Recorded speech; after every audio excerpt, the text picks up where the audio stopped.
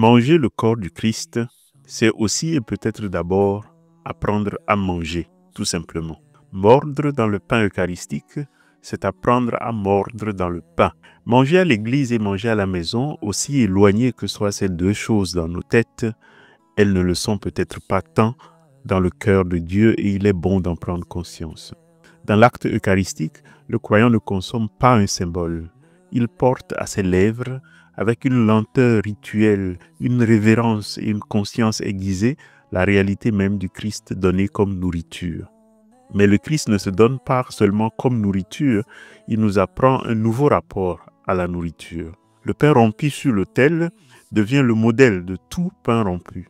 Il nous enseigne ce que croquer, mâcher, avaler veut dire. Voilà, ma méditation de ce dimanche où nous fêtons le sacrement du corps et du sang du Christ n'ira pas plus loin que ça. Je vous explique pourquoi après l'évangile. Alléluia, Alléluia, Alléluia, Alléluia.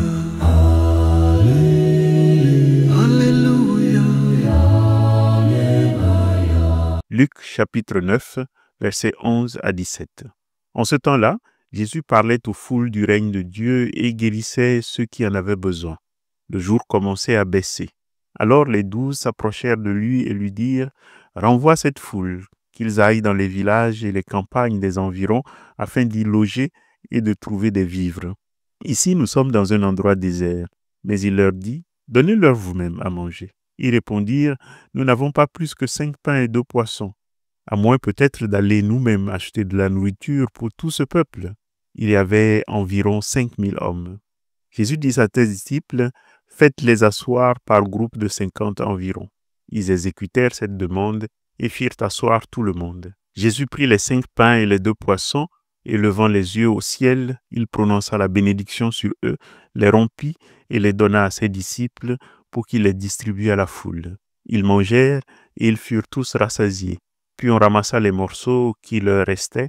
Cela faisait 12 paniers. Alléluia, Alléluia, Alléluia. L'année dernière, j'ai consacré 4 dimanches de suite aux commentaires de ce récit de la multiplication des pains dans la version de Jean. C'est d'ailleurs avec ces vidéos-là que j'ai débuté cette chaîne YouTube. Je vous mets les liens dans la description si vous voulez une méditation sur la multiplication des pains. Même si le récit de Luc a des aspects très particuliers, comme par exemple ces résonances discrètes qu'il y a dans ce récit par rapport au récit des disciples d'Emmaüs, mais je laisserai la chose ici cette année. Et puis, il y a quelques mois, j'avais consacré une autre vidéo à l'institution de l'Eucharistie le jeudi saint. J'en ai reçu tellement de témoignages touchants que je ne me prive pas de vous le recommander encore aujourd'hui. C'est pourquoi aujourd'hui, en cette fête du Très Saint Sacrement, j'aimerais m'arrêter à un thème à l'apparence léger. Quel est le rapport, s'il y en a, entre le fait de manger, l'Eucharistie, et le fait de manger tout court? La question, vous allez le voir, n'est banale qu'en apparence. Imaginez que vous alliez chez le boulanger comme tous les matins. Vous prenez une baguette encore chaude, vous payez 1 € sans y penser et repartez en replongeant dans vos soucis. Le pain n'est qu'un objet, croustillant comme d'habitude, ou peut-être pas croustillant ce matin-là, et vous vous plaignez même du boulanger devant votre café. Voilà, rien de plus. Mais supposez maintenant que ce jour-là, en tendant votre pièce de 1 €, le boulanger retienne votre main une seconde de trop, les yeux cernés de nuit, et qu'à votre regard interrogateur, il ose confier sa peine, murmurant d'une voix rauque « Ma femme s'est éteinte cette nuit ». Soudain, la baguette dans votre main change de nature. Elle n'est plus seulement farine et eau, elle est devenue témoin d'une douleur qu'elle rend présente. Chaque graine écrasée dans ce pain porte maintenant la sueur d'une douleur humaine, l'effort surhumain d'un homme broyé de chagrin, pourtant fidèle à son devoir. Mordre dans cette croûte dorée vous semble impossible, ou alors ça devient un acte grave. Le pain est mal cuit, mais peu vous importe, vous rendez quand même grâce. Ça devient même presque un acte liturgique, comme recevoir une hostie marquée de la douleur du Christ en croix. Et peut-être rentrerez-vous chez vous, déposant ce pain sur l'étagère comme une relique trop sacrée pour être consommée. J'exagère sûrement. Peut-être qu'à ma place, vous auriez jugé le boulanger, vous l'auriez traité d'insensible. Sa femme est morte, Il aurait dû fermer boutique et non pas préférer l'argent au deuil. Mais l'histoire pourrait vous rattraper autrement. Ce n'est pas le boulanger qui pleure, mais lui qui a appris que l'usine où vous travaillez a fermé, qui ce jour-là vous offre la baguette, vous interdisant de lui payer. Ou ça pourrait être le meunier qui a moulu le blé et dont la fille lutte contre la fièvre. Il a pourtant veillé à moudre ce seigle afin de gagner assez d'argent pour emmener sa fille à l'hôpital. Ou ça pourrait être ni le boulanger, ni le meunier, mais le vieux paysan qui, malgré les arthroses qui le plient en deux, a traîné son corps jusqu'au champ pour semer ce blé. À chaque maillon invisible de la chaîne, des drames silencieux, mais aussi des joies secrètes. Des actes de courage minuscules s'incorporent à la pâte du pain que vous avez dans les mains ou dans la bouche en ce moment. La baguette que vous avez à la main devient soudain une gigantesque histoire où se lit la généalogie de la terre entière. Que vous le veuillez ou non, que la femme du boulanger soit morte ou non, le pain que nous croquons distraitement est une archive vivante. Il contient non seulement la pluie d'avril et le soleil de juillet, mais aussi la sueur des reins douloureux, l'angoisse des veilles, l'entêtement sublime des humains qui cherchent à créer du bien sans relâche. Avant même d'être porté à l'autel, il est donc en quelque sorte le sacrement de la vie des hommes. À travers lui, c'est une multitude de vies invisibles qui nous disent « Ceci est notre corps ». Vous voyez bien où je veux en venir, car de là au mystère que nous célébrons aujourd'hui, du « Ceci est notre corps » au « Ceci est mon corps », il n'y a peut-être qu'un pas, et celui qui rate ce premier mouvement, cette Eucharistie naturelle si j'ose dire, risque aussi de rater l'Eucharistie véritable. Pourquoi? Eh bien, pour une raison peut-être très simple, manger est toujours un acte sacrificiel. Pour que la vie se maintienne, d'autres vies doivent être ôtées. Il faut que quelque chose meure pour que je puisse vivre.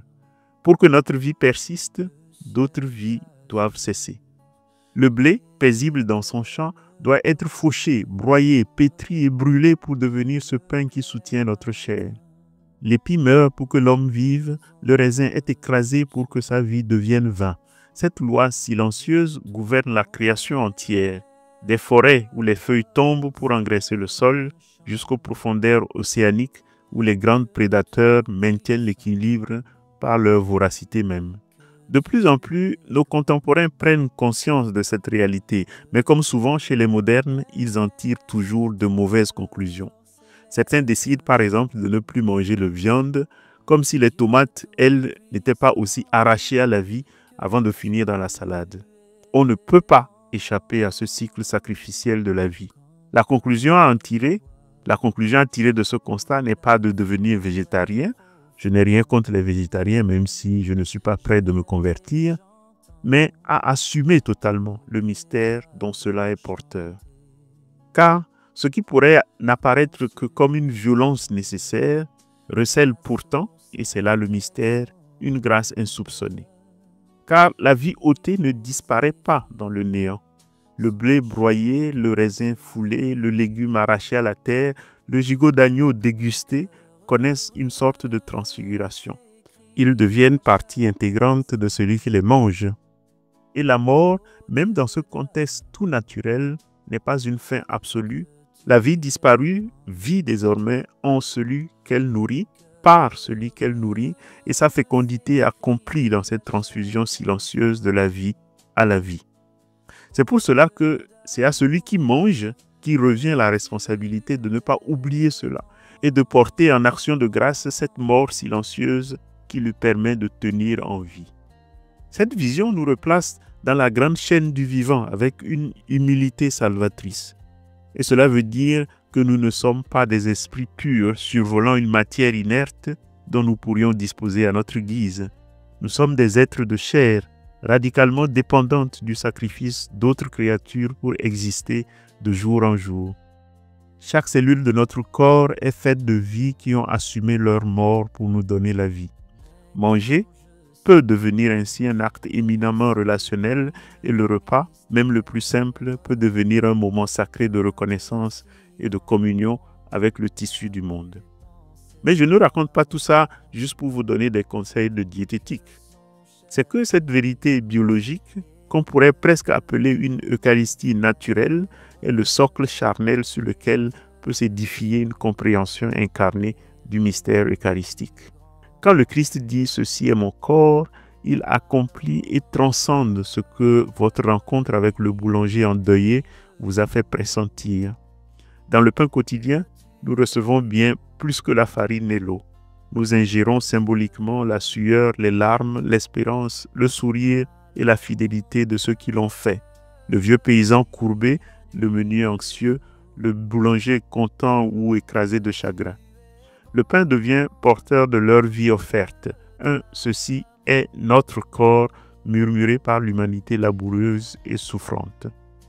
Il est le sacrement voilé de la condition humaine, tissé de sacrifices anonymes. L'Eucharistie est la révélation fulgurante de ce mystère porté à son absolu. Le Christ ne dit pas « ce pain contient ma vie », comme le boulanger dirait « ce pain contient mon labeur ». Le Christ dit « ceci est mon corps ». Il est le don incarné.